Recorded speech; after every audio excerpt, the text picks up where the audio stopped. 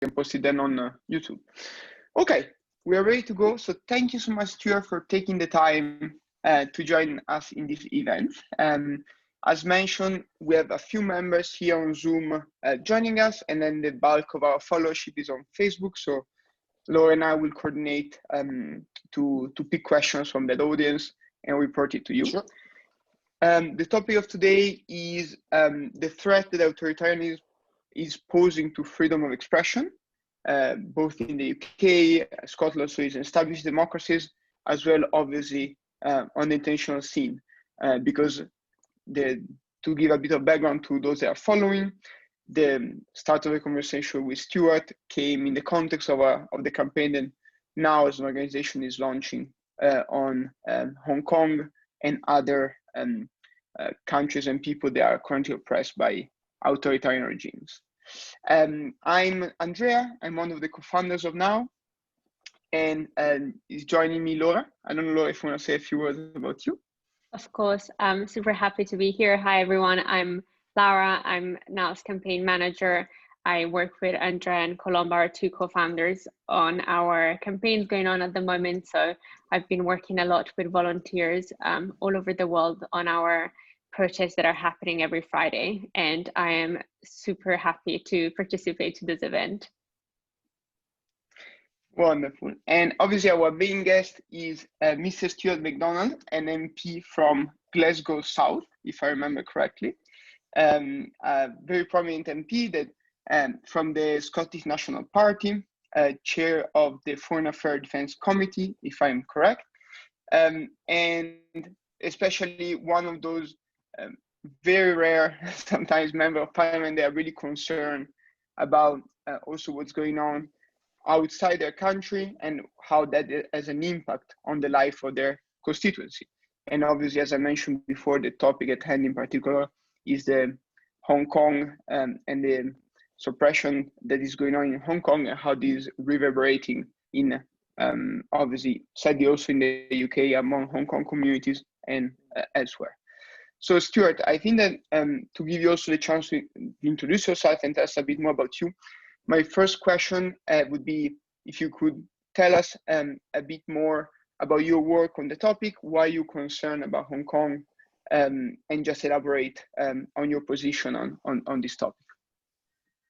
Okay, well, thanks for having me. It's a great pleasure to be here with yourself, with Laura, with all the people who've joined on Facebook and on Zoom as well. I think the campaign's a great initiative, and it's a privilege on my part to be asked to be a part of it this afternoon. So thank you, genuinely. I should correct just one thing you said. You've promoted me somewhat as the chairman of the Foreign Affairs Committee. I am but a humble member of the committee rather than the chairman. But I am the. Fair enough. I'm my party spokesperson for defence and security issues, and a member of the Foreign Affairs Select Committee in the House of Commons. I mean, 2020, thank goodness, is now in its closing 2.5 weeks. Sure, like everybody else, we're all dying to see the back of it and see what 2021 brings. It can't be any worse than what this year has been for all of us. And in truth, coronavirus has obviously been the main issue on everyone's lips internationally. It's been a devastating year because of it. But there are other parts of the world, Hong Kong being just one, Belarus perhaps being another prominent one this year, that has kind of shot into the forefront of people's minds, where coronavirus, of course, is important there as well, but other issues of fundamental human freedom, open society, are actually also front and center in people's minds in a way that we're very lucky. Perhaps they're not so much for us here in the UK or in other free societies. I think that why do I care about what's happening in Hong Kong? Well, I care about rules and laws and the international legal structures and architecture that is supposed to keep all of us safe. It's supposed to underpin freedom, prosperity, the ability to learn, move around the world, love, meet new people, all of these things. And any challenge to that has to be taken seriously. It has to be one of the first things that you would care about as a politician, right? And I think that, you know, some people may say, well, why do you care about Hong Kong? It's so far away, and it's certainly not the number one issue on my constituents' minds, and that would be a fair question and a fair assessment. But I also do believe that although, you know, not everyone in my constituency is sitting around their tables talking about Hong Kong, I do think people care. I have a very internationalist constituency. I, you know, like all MPs, get emails from constituents and a whole range of things that matter to people, and Hong Kong does come up. Of course it comes up. So I think that, you know, if we look more broadly at the issue of Chinese Communist Party authoritarianism, whether that is what they're doing in Hong Kong, whether it's saber rattling with Taiwan, whether it's what's happening in Xinjiang with the Uyghurs, or indeed its activities elsewhere, right? I think that these are things that, as legislators, we need to understand, grapple with, because they will affect our constituents.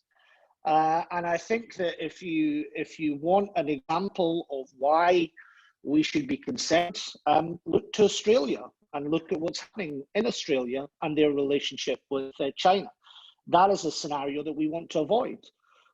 So I'm looking forward to the discussion. I'm looking forward to the questions that come. But the last thing I would say before we perhaps open up to questions, you know, it might look like, if we take just Belarus and Hong Kong, and you know, even other situations that have kind of gone on for longer but don't grab the headlines so much, the occupation of Crimea, the Russian annexation of eastern Ukraine, for example.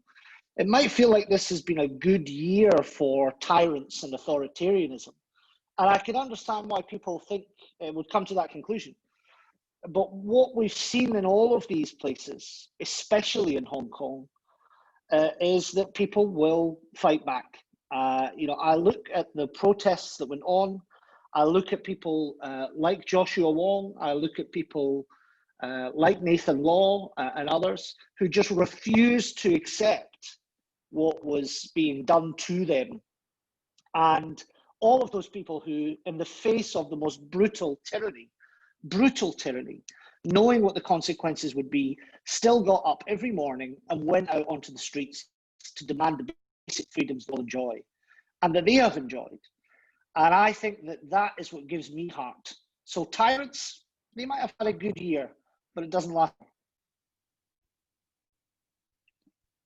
Thank you so much, Stuart, for this. And actually, when you were talking about your constituents, we have two people here on Zoom, two of our members from Scotland who have been carrying out the Fridays for Freedom protests for the past few months. So definitely, I think, as you said, definitely an issue that resonates with people all over the world, and especially as a broader topic of the threat to democracy. And, you know, it's happening in Hong Kong, but it could happen really, unfortunately, everywhere. My second question to you, and I know that we will talk through this even more during the event today, but do you believe that the United Kingdom, and more specifically Scotland in your case, has a special role to play in defending freedom and democracy in today's world, from Hong Kong to, as you said, Belarus, Poland, Venezuela, all over the world? Yes, because, you know, anyone who, you know, you all know my party. I believe Scotland should be an independent country within the European Union, but of course the United Kingdom does have responsibilities that it should take seriously. It's a permanent member of the UN Security Council. It's a founding member of that institution. It's a founding member of, you know, of Europe, of NATO, and all of these institutions that are meant to keep us free, safe, and open societies. So yes, it does have responsibilities. Its responsibilities to Hong Kong are obviously very particular, and we may get into that a bit more as time goes on. But yes, I think that and that's something that, you know, where the UK government gets things right, and that on occasion, by the way, I am more than happy to back them up. I'm more than happy to say that they have got something right, and I think they've done well on Hong Kong. I do think they can go further. I think we can get into Magnitsky sanctions and that kind of discussion. But where do I see Scotland in all of this? I mean, you know, we are a nation and a country, but not yet a state, right? So we are an aspiring member of the international community. So it's important as we hope to ask the people of Scotland in the next couple of years to support independence. It's important that we assert our values, not just to people in Scotland. What is the point of this? What can we possibly hope to contribute to the important issues in the world? But also it's important that the world knows what we stand for.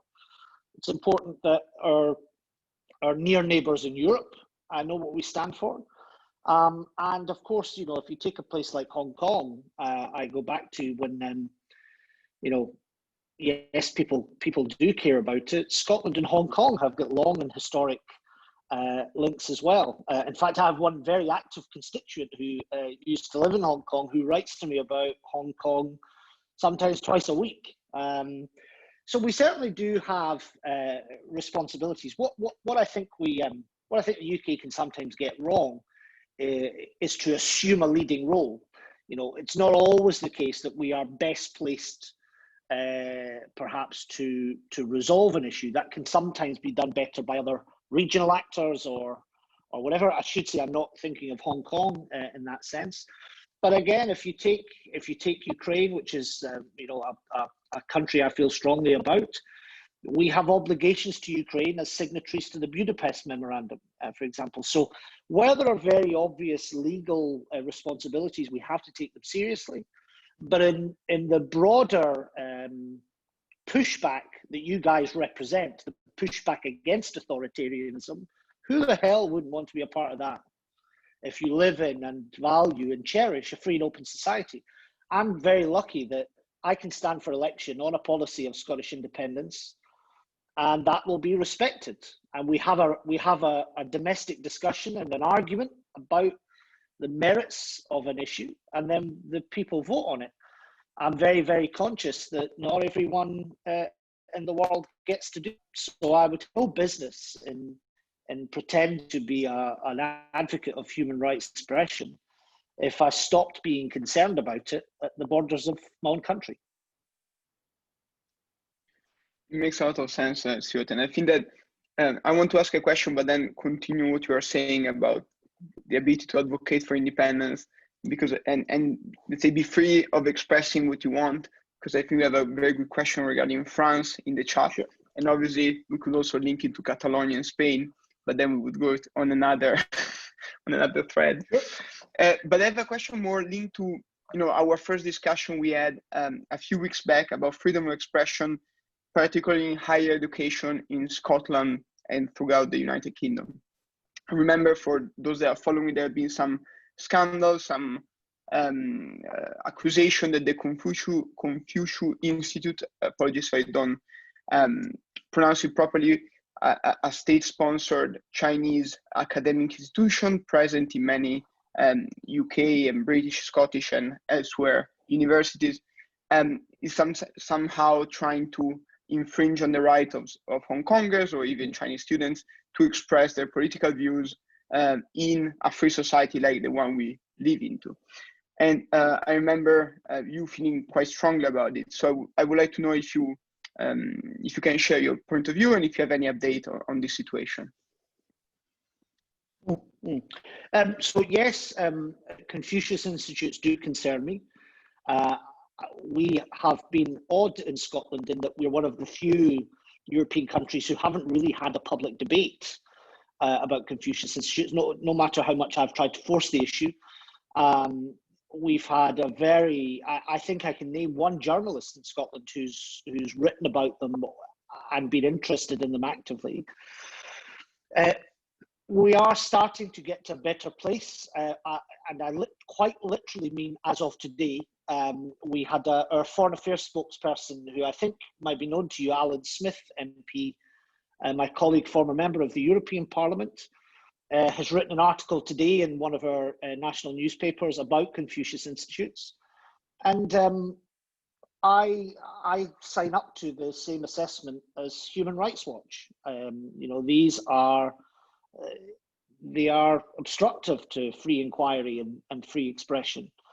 And we know the types of issues that they are obstructive on: Hong Kong, Tiananmen, Taiwan, Tibet, Xinjiang, these kinds of issues that, you know, Scottish students should be encouraged to research and talk about.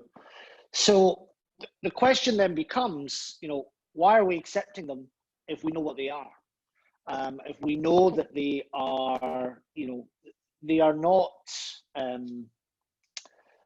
some kind of benevolent institution like the British Council, for example.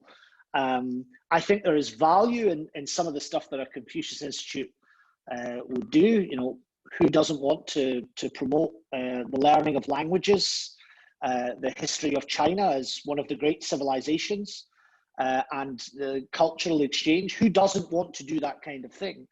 But are we prepared to have that in exchange for not talking about certain issues, having debates shut down, or worse, as you kind of alluded to, having students who are campaigning for democracy in Hong Kong being spied on, which we know is happening? So what's the intervention that we need? I think we do need an honest assessment of Confucius Institutes. I think, for what it's worth, my own view is that we shouldn't give an inch on free inquiry and free expression. These are things that, you know, Western universities and higher education institutions hold incredibly dear. And I think that we can't come to any other conclusion different to what anyone else who have given Confucius Institutes an honest assessment, which would be to say that they are instruments of the Chinese Communist Party and they have no place in a free society.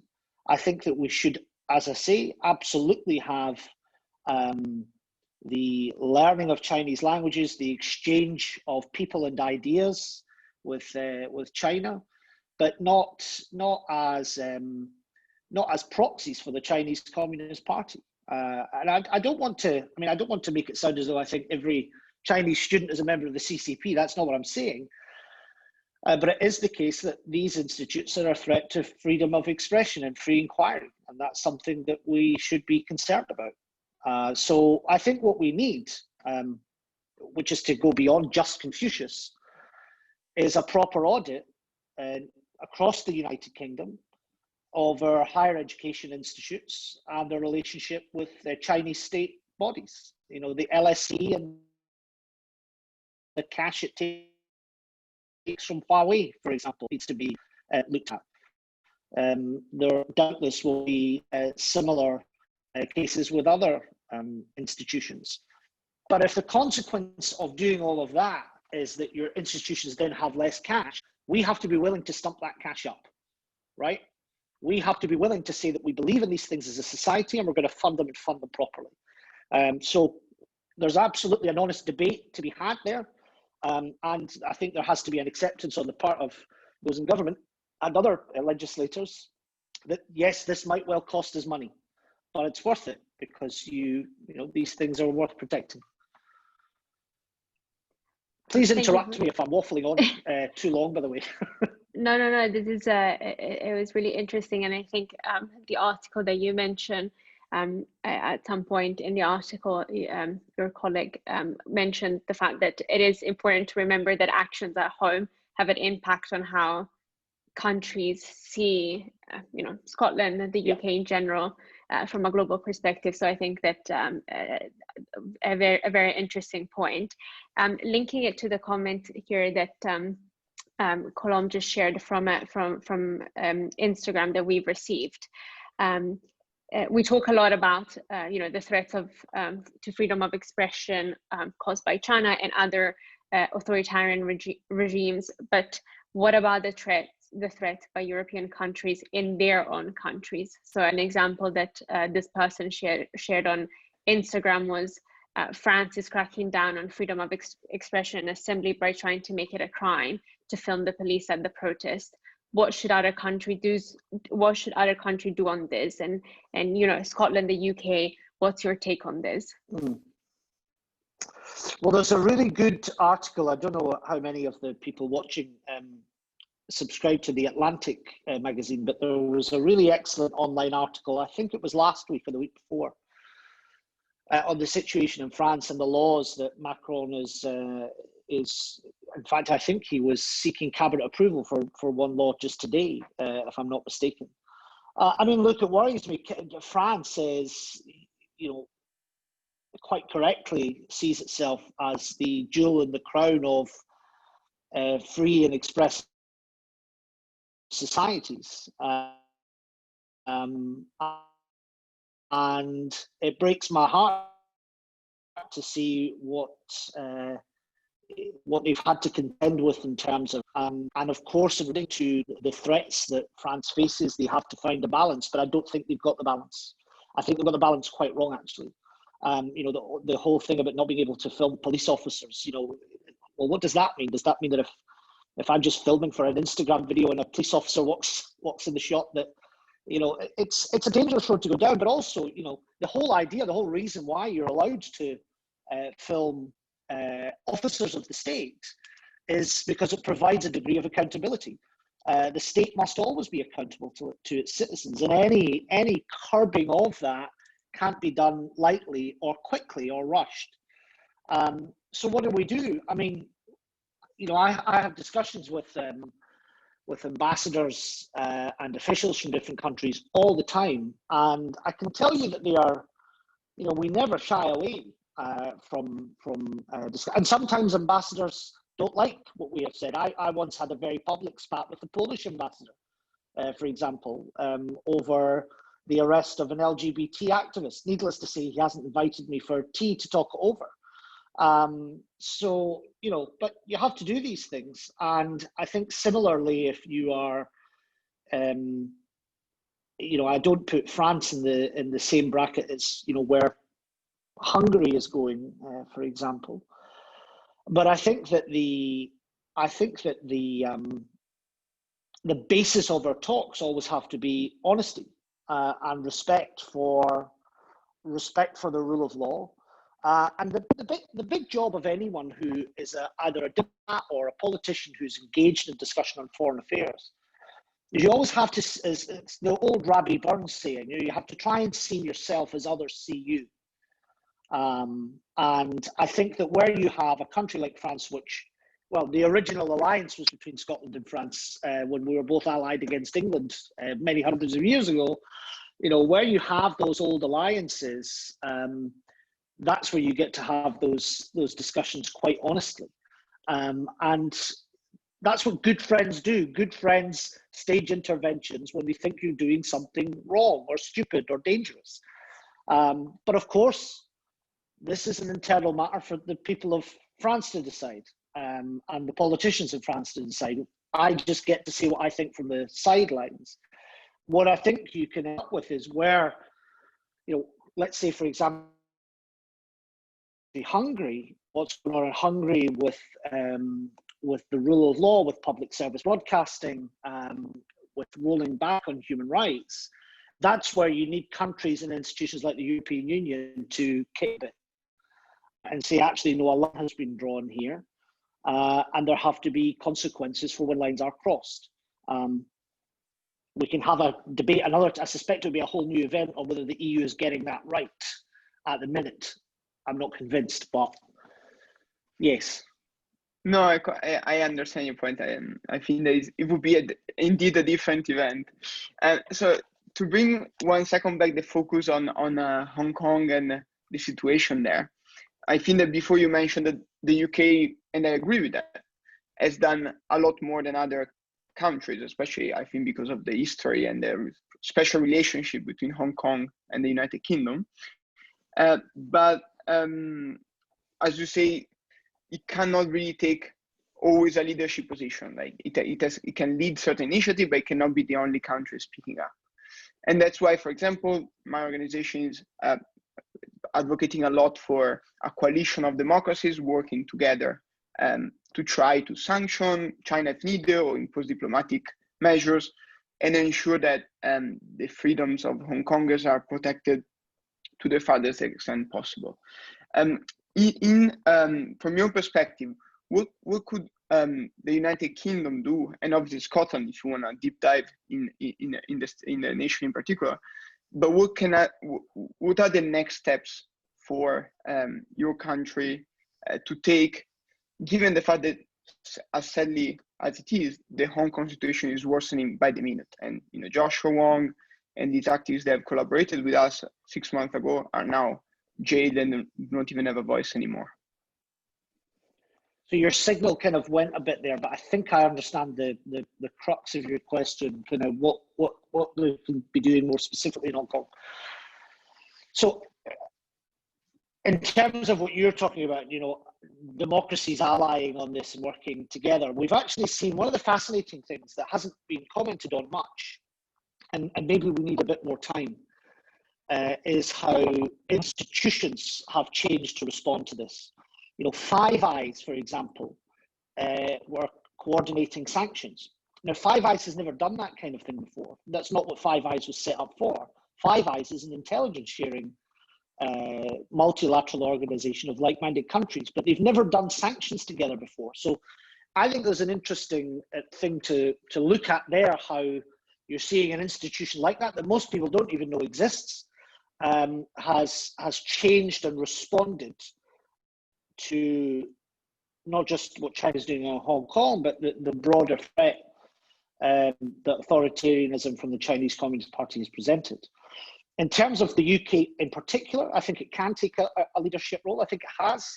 In some respects, what it's done for BNOs, for example, has been a good thing. I think that in Scotland, we don't have the power to issue sanctions or do any of these kinds of things.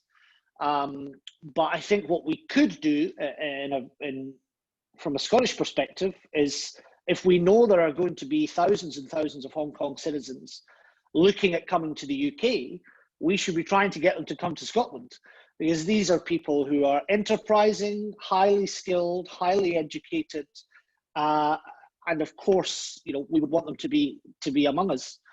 So to go back slightly though, I think what we could be doing are kind of what the Americans have been doing. We need to be looking at more targeted sanctions.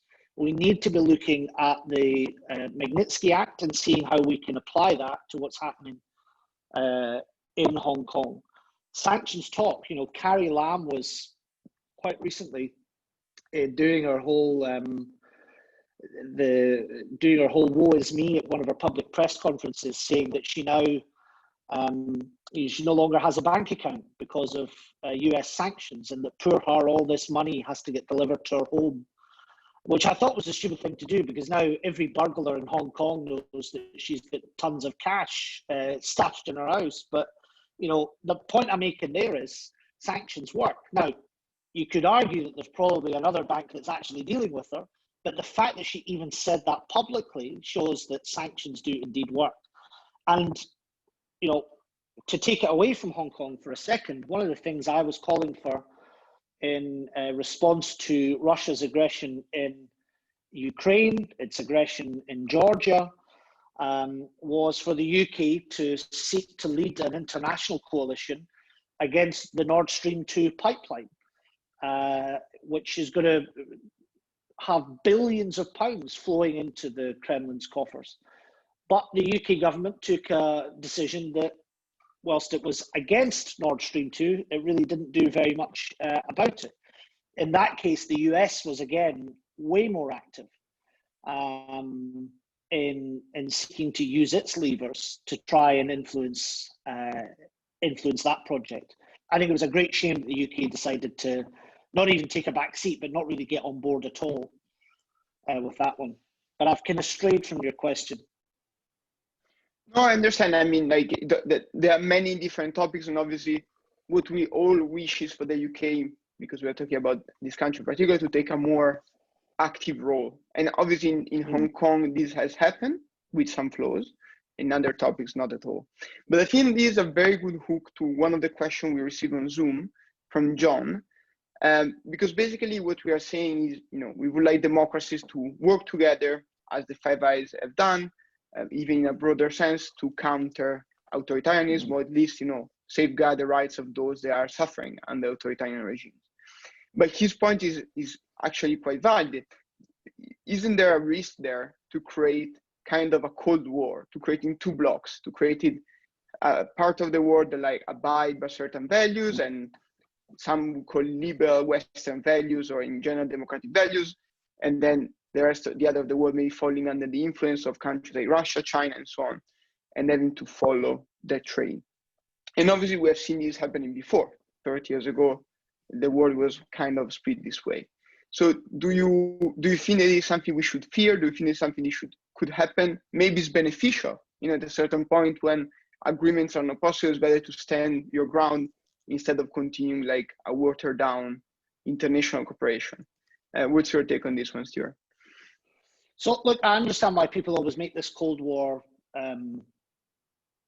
analogy. I get it, because it has some of the similar kind of attributes now we discuss the issues.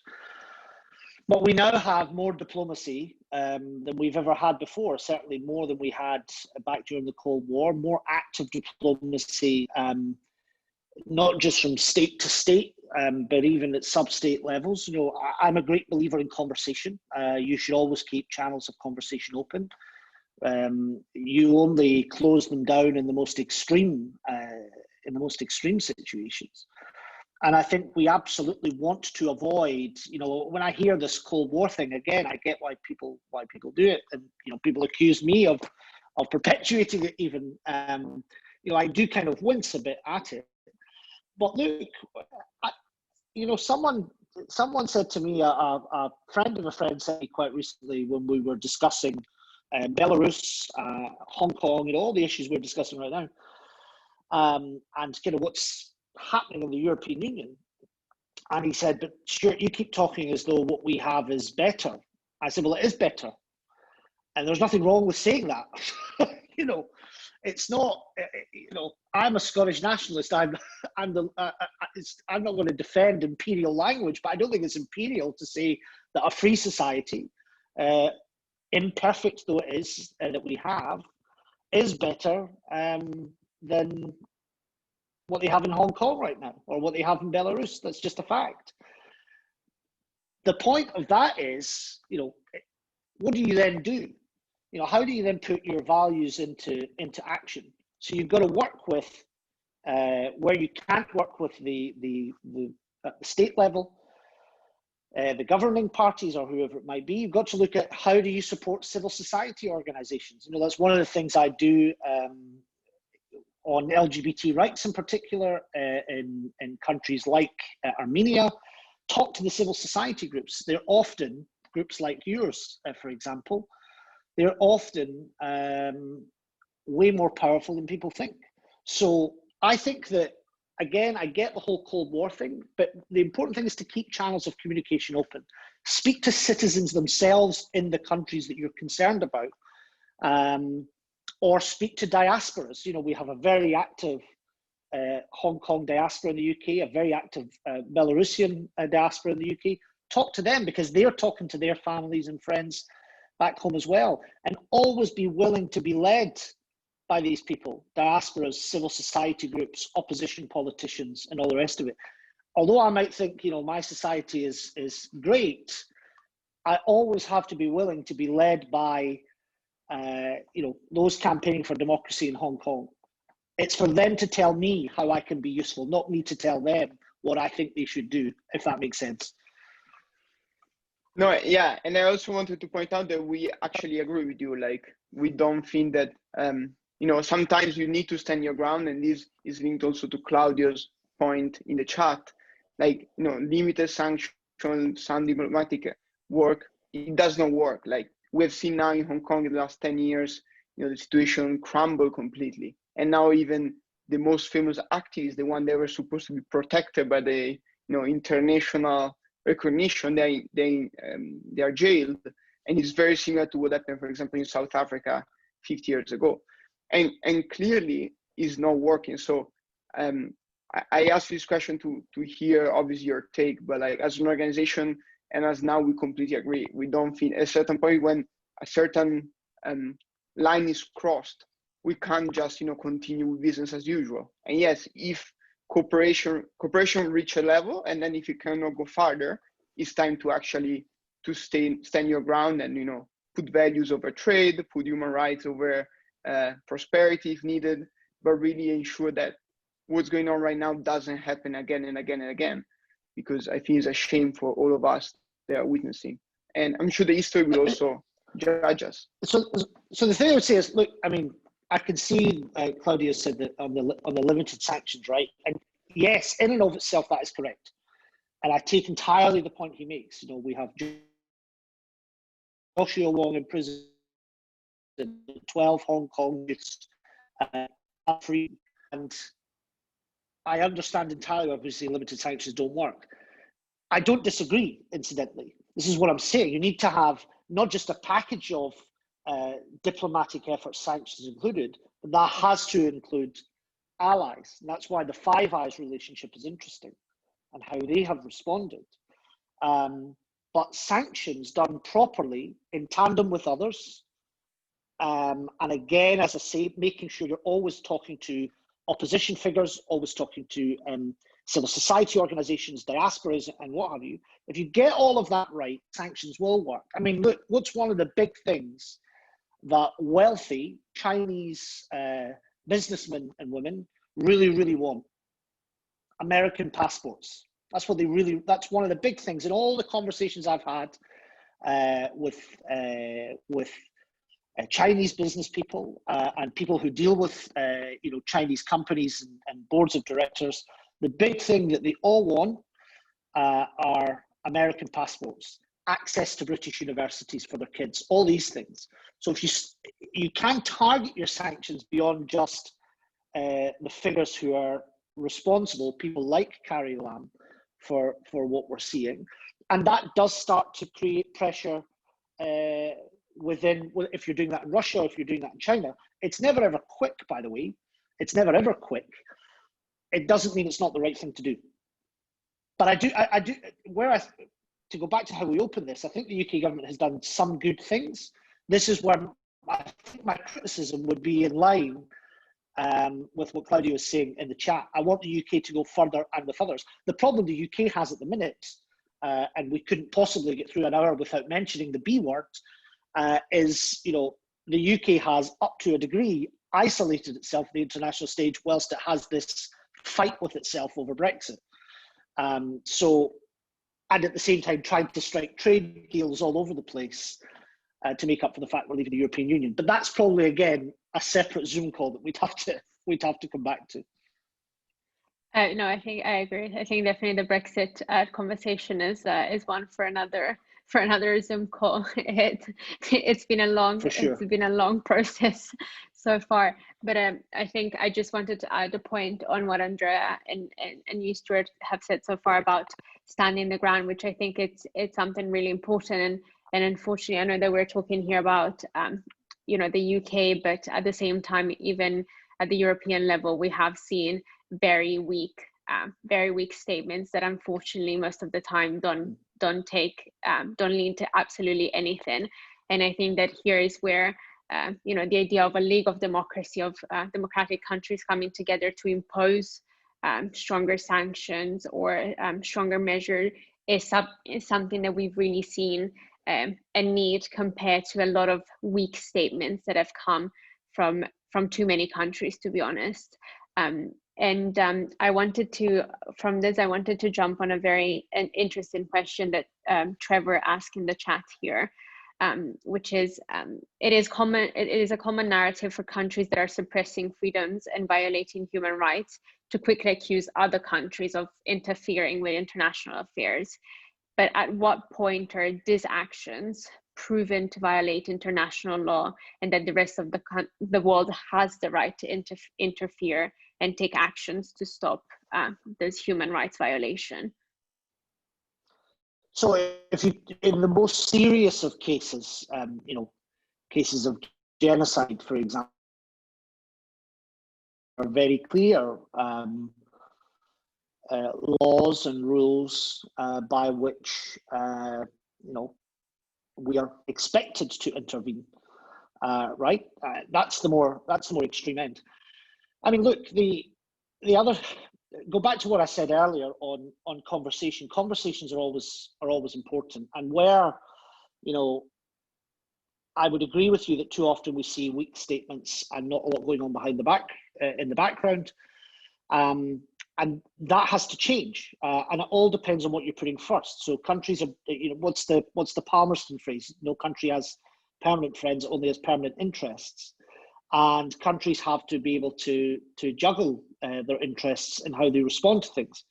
But I think too often we get it wrong. And if I can take one case in particular, it would be the case of Raif Badawi, the jailed writer in Saudi Arabia. He was the subject of the first ever debate I opened in the House of Commons 5 years ago. And it was all the usual, you know, it was Britain is very concerned, blah, blah, blah, you know, it all writes itself, doesn't it?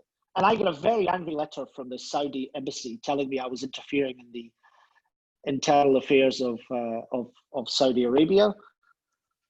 That's to be expected. I would expect them to say that. But what I would say as a member of Parliament, if you want to trade in the UK, if you want to have a good reputation in the UK, and the Saudis are very prickly on their reputation, then, you know, when our citizens care about things like Raif Badawi, what is happening in Yemen, what is happening in Hong Kong, then you better be prepared to listen to what we have to say. And these are the kinds of conversations that I don't doubt do happen. But I've heard all too many horror stories. You know, I remember when we were debating the case of Raif Badawi a few years ago, I was told by an ex-Foreign Office civil servant who said that sometimes what happens, so when ministers travel to Riyadh, for example, what happens is they will write a message on a sheet of paper and hold it up, so that there's actually nothing in the transcript or the readout of the meeting concerning, you know, whatever controversial issue or person it might be, but they can say they have communicated their concern. So I do think that, you know, we do always have to make sure we get the balance right.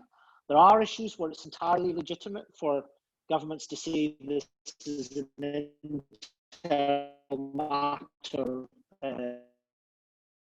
for us,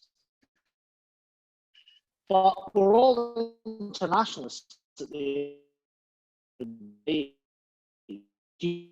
Part of multilateral institutions that are underpinned by values and rules and laws have to say on egregious. You know, it should come as no surprise that you know, to the French government that other EU member states will have a view on the laws we discussed earlier. It should come as no surprise to any member of the United Nations that members of the United Nations will take a view on X issue in X country. Obviously, what I mentioned earlier is that we do have rules that govern the most egregious human rights abuses, and that is things like ethnic cleansing, like genocide. Perhaps a more, again, I keep suggesting these future debates that you can do, but perhaps a future discussion you can look at are in 2020 going into 2021, are our multilateral institutions and all the rules and laws that underpin them strong enough to deal with the most egregious human rights abuses in future? It's something that we are looking at in the Foreign Affairs Select Committee right now. We have our inquiry on multilateral institutions.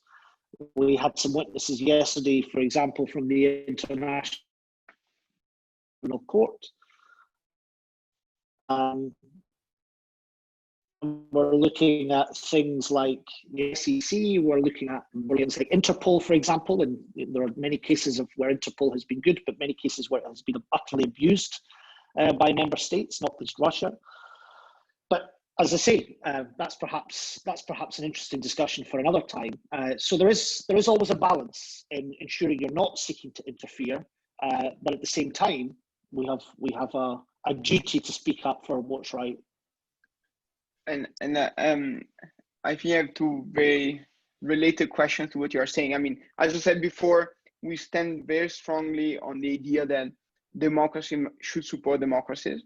And actually, as I said in the introduction, we advocate very strongly for the creation of a League of Democracies or Club of Democracy, let's call it as we want, but like an international coalition tasked with the idea of protecting freedom fighters, democracy, and maybe also innovating, like sharing best practices with them and ensuring that across the world, we achieve the highest level of democratic practices and values that we can have. And obviously, the UK is one of the countries where we're advocating very strongly for, and we're also gonna try to push this motion in the upcoming G7 this summer in the UK, where we're gonna try to push the G7 to commit to this idea, or at least contemplate this idea. And I like the conversation that is developing in the Zoom chat because it's exactly along those lines. Like there's obviously a front saying, look, we have the UN, we should improve it, we should reform it, we should make sure the UN is more efficient. And on the other side, we are people more like us that say, okay, the UN is cool, let's hope they can do anything, but we don't think there's the right fora for this request because of the fact that there are many authoritarian regimes that are included in the UN. And so how can this body defend and promote democracy? And obviously there are many other examples, like human rights, like in the Human Rights Committee of the UN, we have Venezuela and Russia, if I'm correct. So like clearly at odds with international standards of human rights. And so Stewart, I want to hear if you agree more with us with the need of something else, or if you are more on the improving the UN side, just to keep the conversation quite fun. Sure. So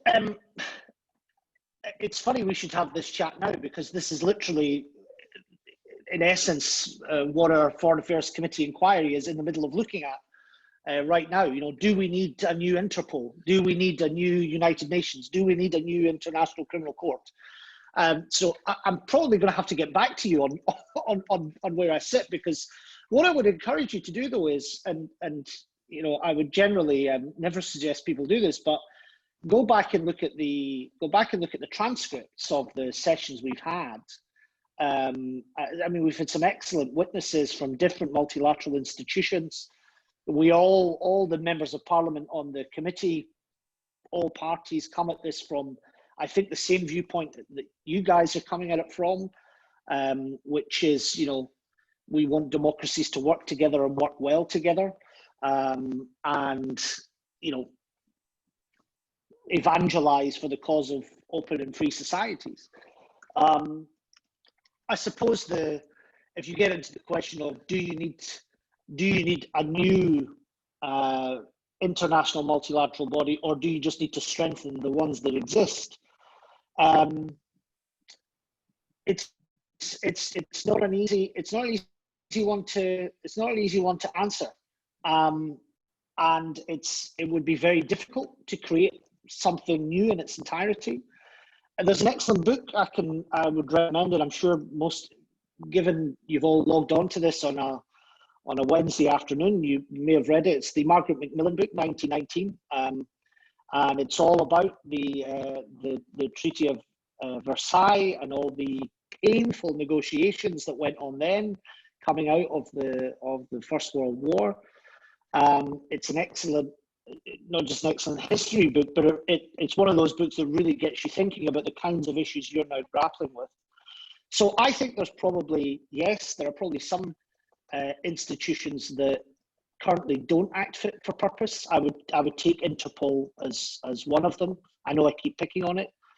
I don't think it is fit for purpose, but do I think it needs to be reinvented in its entirety? Probably not, to be honest. But what it will take is real political will to fix it. And I think that's where your biggest challenge might be, is, you know, I'm interested in these things because I'm interested in these things.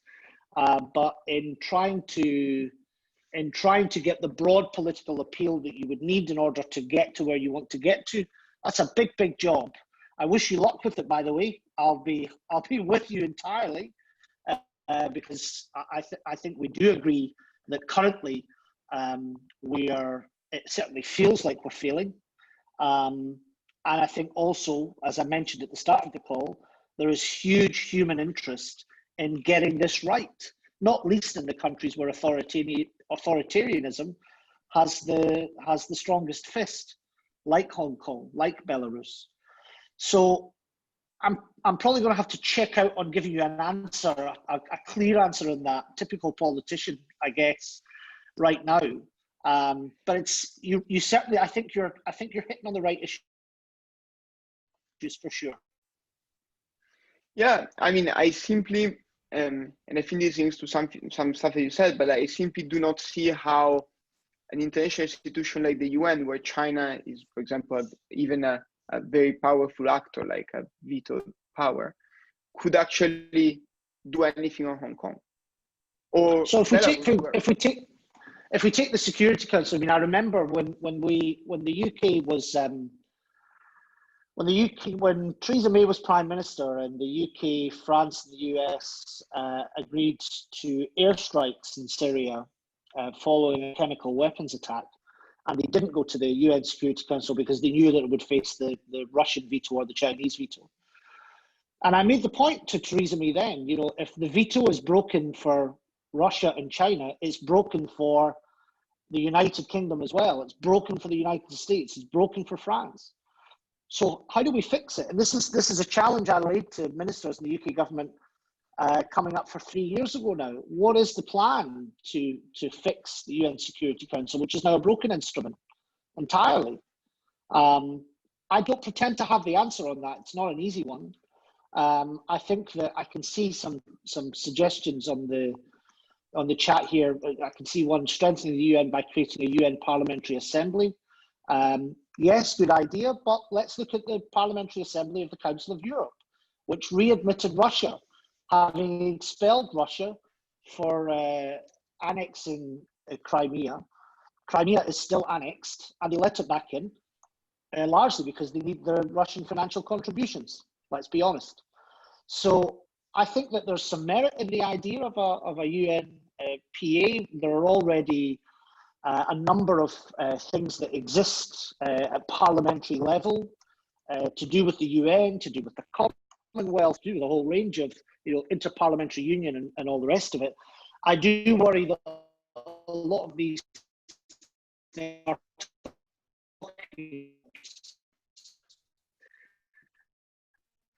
that members of parliament love to,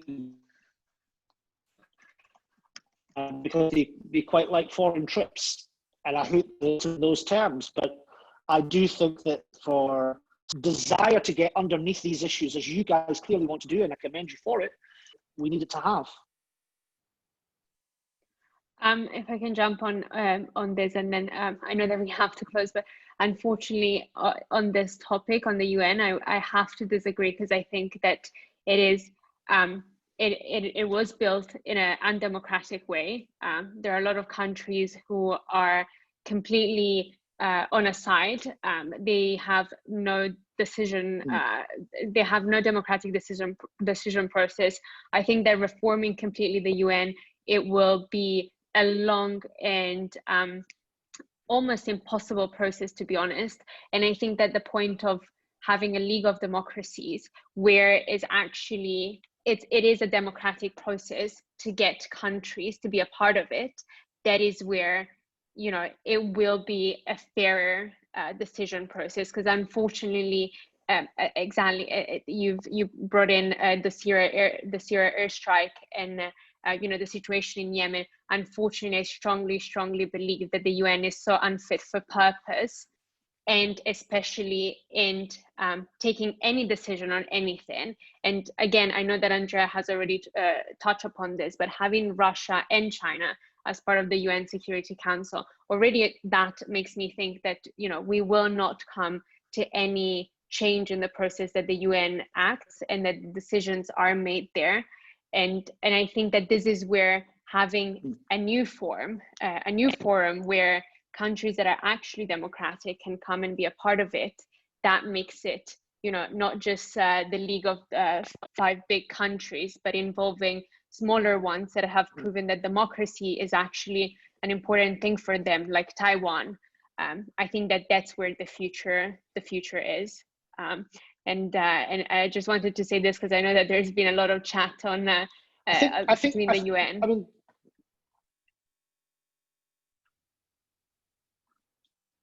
no. I think your point's well made, and I don't necessarily disagree with you, Laura. I think that, I mean, look, as I mentioned earlier, I want Scotland as an aspiring member of the international community. You know, we look at to our west, Ireland managed to get a seat on the UN Security Council. To our north, Norway managed to get a seat on the UN Security Council. Two democracies who, you know, we sit in between them and would very much in many ways like to emulate. But this is the big challenge we have, whether it's the UN or any of these other big multilateral organizations. And I know I keep coming back to Interpol, but it's an important example. Authoritarian countries, whether they're in the club or out of the club, are always out organizing us.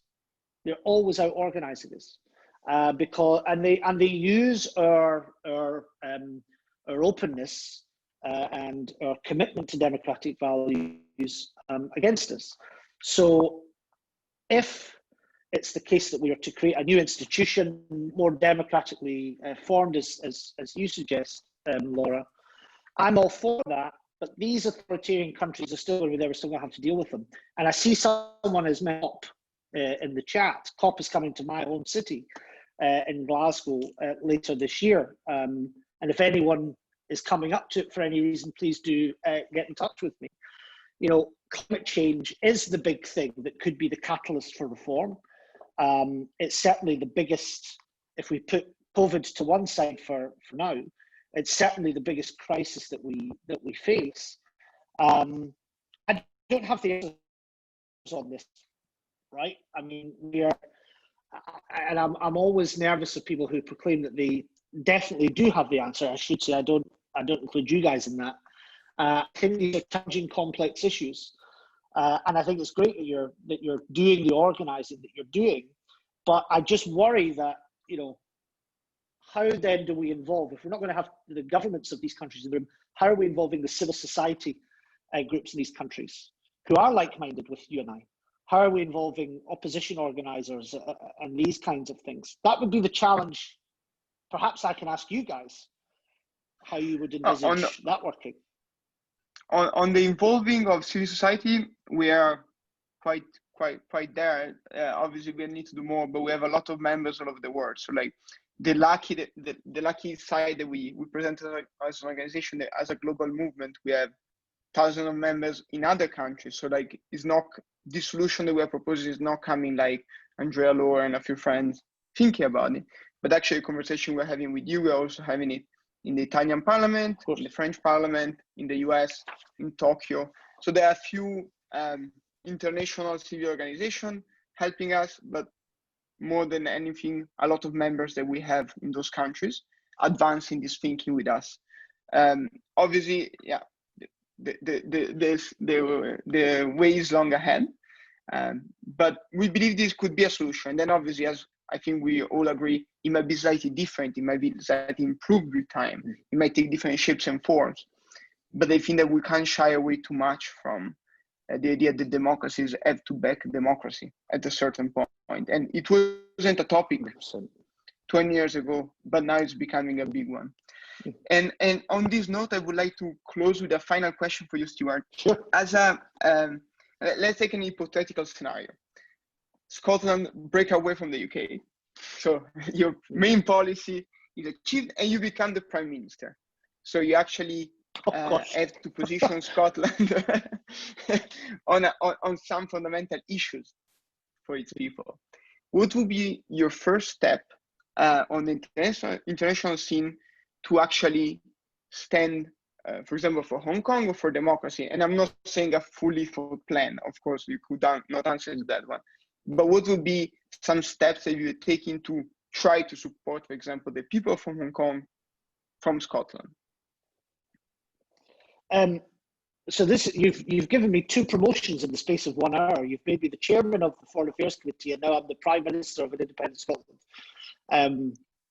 I think that the the best thing we can do, you know, we're not going to be able to, I don't think there's any great unilateral thing we can do. The best thing we can do is involve ourselves with other like-minded democracies and always seek to push to go further.